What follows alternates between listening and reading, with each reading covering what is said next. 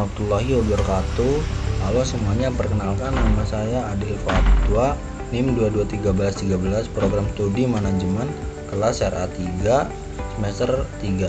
Dosen pengampu Muhammad Teguh Setiadi, SE, MM, CTMP, CMC, CPGAM, CPLM, CIB. Video ini dibuat dan diposting untuk memenuhi syarat penilaian ujian tengah semester. Materi kuliah teori ekonomi dengan dosen pengampu Bapak Muhammad Teguh Setiadi, SE, MM, CTMP, CMC, CPGAM, CPLM, CIB.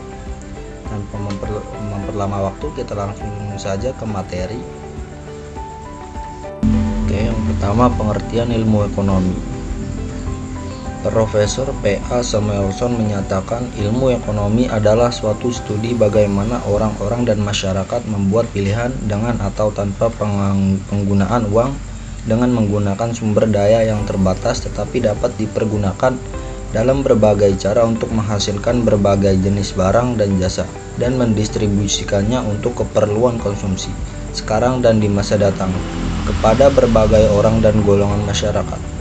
Secara global, maka bisa dikatakan ilmu ekonomi yaitu sesuatu ilmu yang di dalamnya mempelajari bagaimanakah usaha manusia akan bertingkah laku untuk mencukupi segala keperluannya dengan pilihan sumber dayanya bersifat sangat terbatas dan tidak sebanding dengan kebutuhannya yang pastinya tidak terbatas.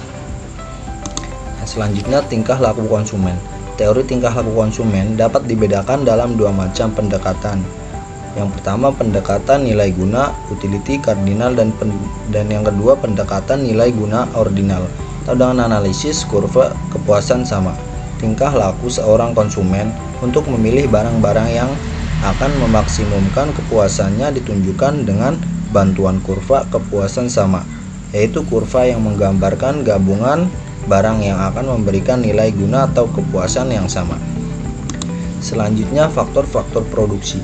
Faktor-faktor produksi yang tersedia dalam perekonomian akan menentukan sampai di mana suatu negara dapat menghasilkan barang dan jasa.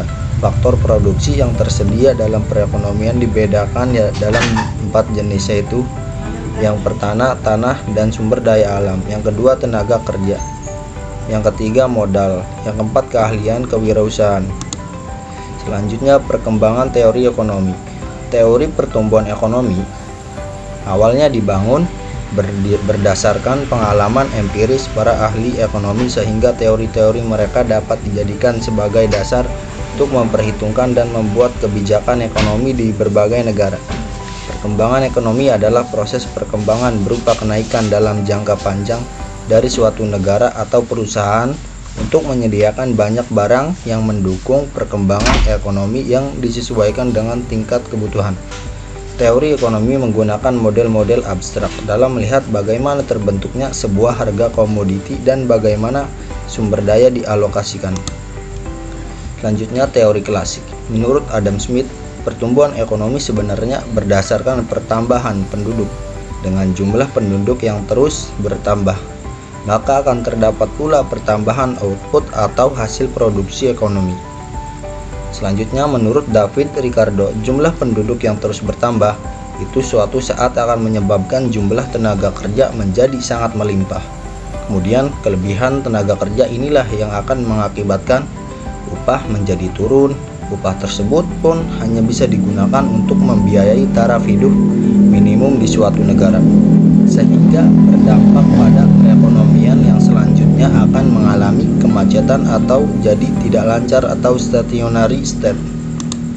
Selanjutnya, teori neoklasik.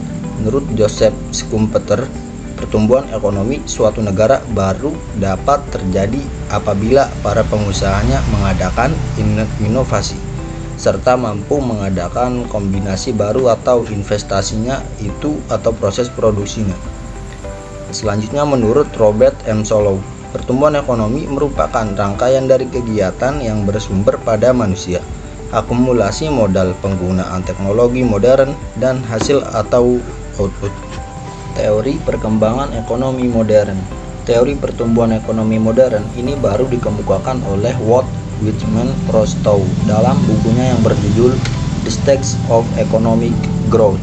Ia berpendapat bahwa pertumbuhan ekonomi yang modern dibagi menjadi 5 tahapan, yaitu yang pertama masyarakat tradisional atau the traditional society, yang kedua pra-lepas landas atau the pre-condition for take-off, yang ketiga lepas landas atau the take-off, keempat dorongan menuju kedewasaan the drive to maturity, kelima konsumsi tinggi.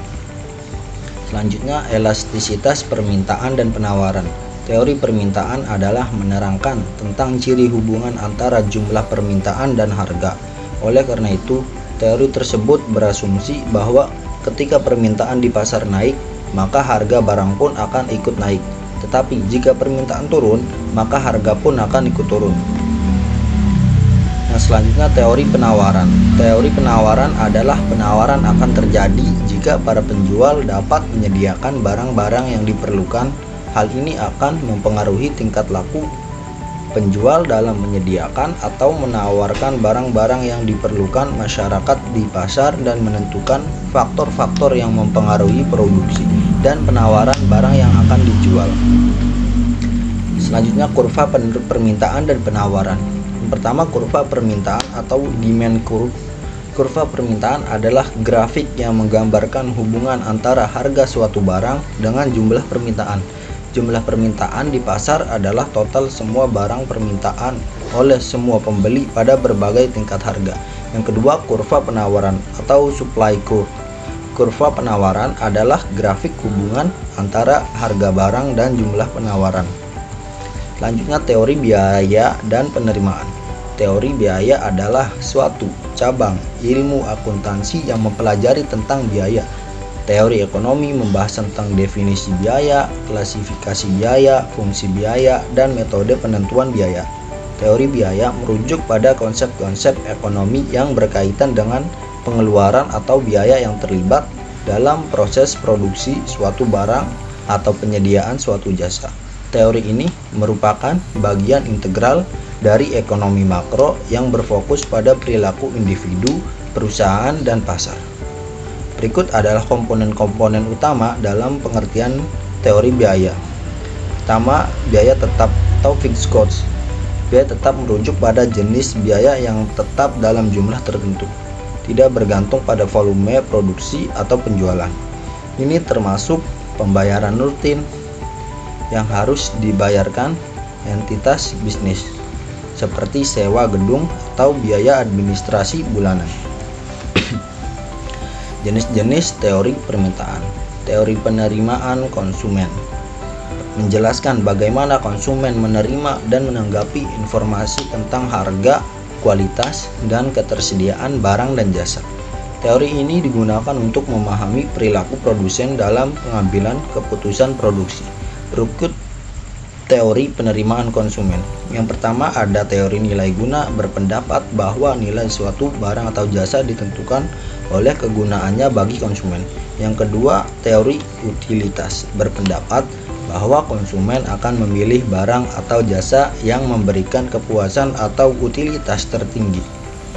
Yang ketiga, teori kurva indifferent, berpendapat bahwa konsumen akan merasa puas jika mengkonsumsi kombinasi barang atau jasa yang berada pada kurva indifferent yang sama.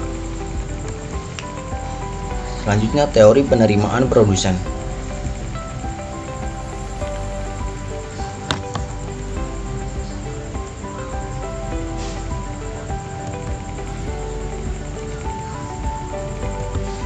Selanjutnya, teori penerimaan produsen menjelaskan bagaimana produsen menerima dan menanggapi informasi tentang harga, biaya, dan permintaan barang dan jasa. Teori ini digunakan untuk memahami perilaku produsen dalam pengambilan keputusan produksi. Berikut beberapa teori produsen. Yang pertama, teori penerimaan total. Teori penerimaan total berpendapat bahwa penerimaan produsen dari penjualan barang dan jasa adalah jumlah dari harga barang atau jasa dikalikan dengan jumlah barang atau jasa yang dijual. Kedua, teori penerimaan marginal berpendapat bahwa penerimaan tambahan yang diperoleh produsen dari penjualan satu unit tambahan barang atau jasa adalah sama dengan harga barang atau jasa tersebut.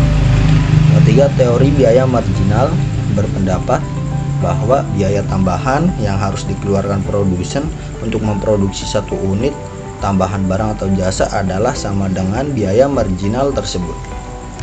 Selanjutnya, tantangan dan kesempatan teori biaya dan penerimaan dalam konteks global. Dalam konteks global, teori biaya dan penerimaan menghadapi beberapa tantangan. Tantangan tersebut antara lain adalah diversitas faktor produksi. Dalam konteks global, produsen harus menghadapi keragaman faktor produksi yang tersedia. Hal ini dapat menimbulkan kesulitan dalam menghitung biaya produksi. Selanjutnya, perbedaan peraturan dan kebijakan.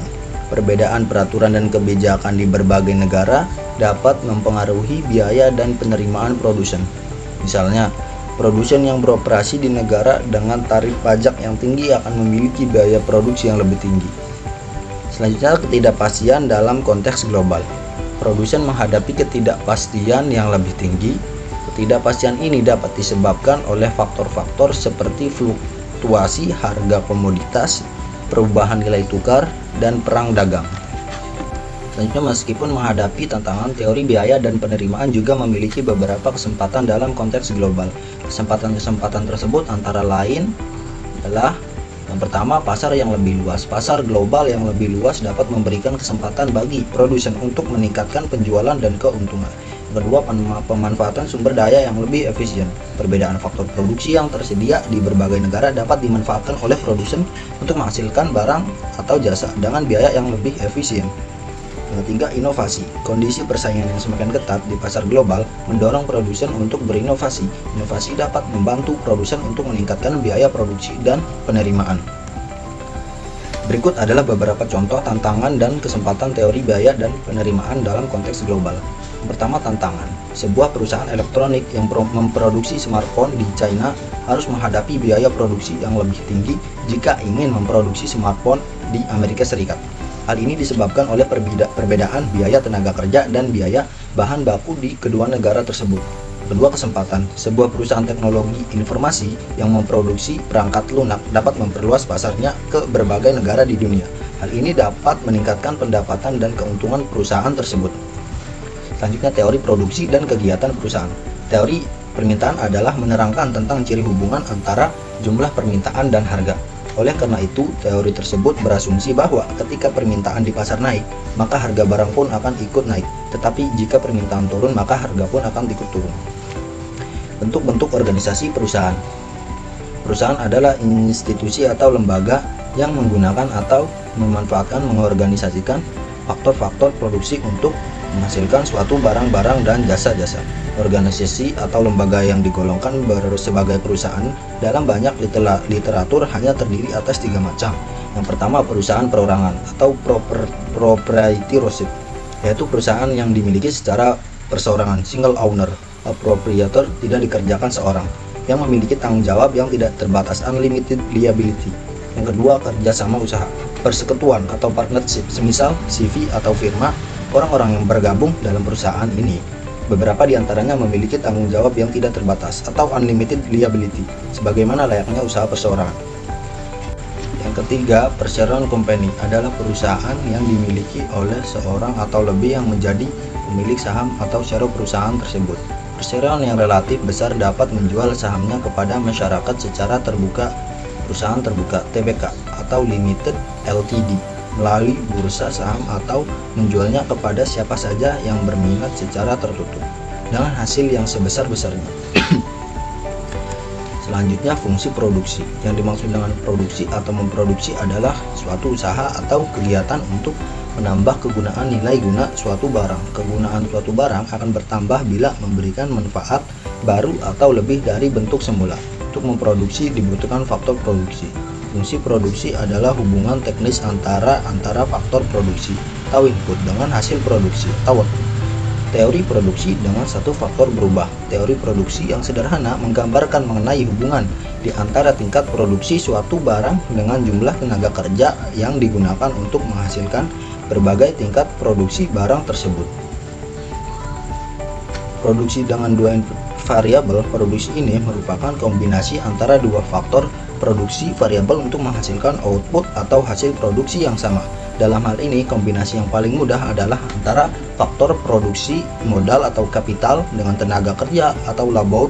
Jika faktor produksi yang bersifat variabel adalah jumlah tenaga kerja, modal atau peralatan, maka fungsi persamaan yang dapat ditulis adalah Q sama dengan F atau L, C. Dengan Q sebagai output atau jumlah hasil produksi, L sebagai labor atau tenaga kerja, dan C sebagai capital atau modal ataupun peralatan, yang mana kedua ini merupakan input variabel. Dalam teori ini terdapat kurva isokron yang menunjukkan hasil produksi sama dan garis isokos yang menunjukkan biaya untuk proses produksi sama. Selanjutnya, teori perilaku konsumen dan teori biaya produksi. A. Definisi perilaku konsumen. Menurut Hasan 2013, perilaku konsumen adalah studi proses yang terlibat ketika individu atau kelompok memilih, membeli, menggunakan atau mengatur produk, jasa, ide, atau pengalaman untuk memuaskan kebutuhan dan keinginan konsumen. Jeffrey Putra Nugraha. Menurut berdasarkan penafsiran Sunyoto 2012, perilaku konsumen, consumer behavior, dapat diartikan sebagai kegiatan-kegiatan individu yang secara langsung terlibat dalam mendapatkan dan mempergunakan barang-barang atau jasa, termasuk di dalamnya proses pengambilan keputusan pada persiapan dalam penentuan kegiatan-kegiatan tersebut. Jeffrey Putra Nugraha 2021. Faktor yang mempengaruhi konsumen. Menurut penjelasan Kotler dan Keller 2016, faktor-faktor yang mempengaruhi perilaku pembelian konsumen ada 3, yaitu faktor budaya, faktor sosial, dan faktor pribadi. Berikut adalah penjelasan lengkap dari ketiga faktor tersebut berdasarkan penjelasan Kotler dan Keller 2016. Pertama, faktor budaya atau culture factor. Faktor budaya terdiri dari sub-budaya yang lebih menampakkan identitas serta sosialisasi khusus bagi para anggotanya. Kedua, faktor sosial. Social factor. Selain faktor budaya, faktor sosial seperti kelompok referensi, reference group, keluarga famili, serta peran sosial dan status, role and status, turut mempengaruhi dalam perilaku pembelian. Yang ketiga, faktor pribadi, personal factor. Keputusan pembelian konsumen juga dipengaruhi oleh karakteristik pribadi. Selanjutnya, definisi teori biaya produksi. Menurut Mulyadi 2009, biaya produksi adalah biaya yang terjadi untuk mengolah bahan baku menjadi produk jadi yang siap untuk dijual. Contohnya adalah biaya depresiasi mesin dan equipment, biaya bahan baku, biaya bahan penolong, biaya gaji karyawan yang digunakan bekerja dalam bagian-bagian baik langsung maupun yang tidak langsung berhubungan dengan proses produksi. Pengertian biaya produksi dalam arti sempit adalah pengorbanan sumber ekonomi untuk memperoleh aktiva, sedangkan dalam arti luas, biaya produksi adalah pengorbanan sumber ekonomi yang diukur dalam satuan uang yang dilakukan untuk tujuan tertentu. Ahyari 1979. Selanjutnya, biaya produksi juga merupakan biaya yang dipakai untuk menilai persediaan yang dicantumkan dalam laporan keuangan dan jumlahnya relatif lebih besar daripada jenis biaya yang selalu terjadi berulang-ulang dalam pola yang sama secara rutin. Mas'ud 2009. Selesai sudah penjelasan rangkuman dari materi PPT kelompok 1 sampai 6. Semoga video ini bermanfaat bagi yang menonton. Sekian dan terima kasih. Assalamualaikum warahmatullahi wabarakatuh.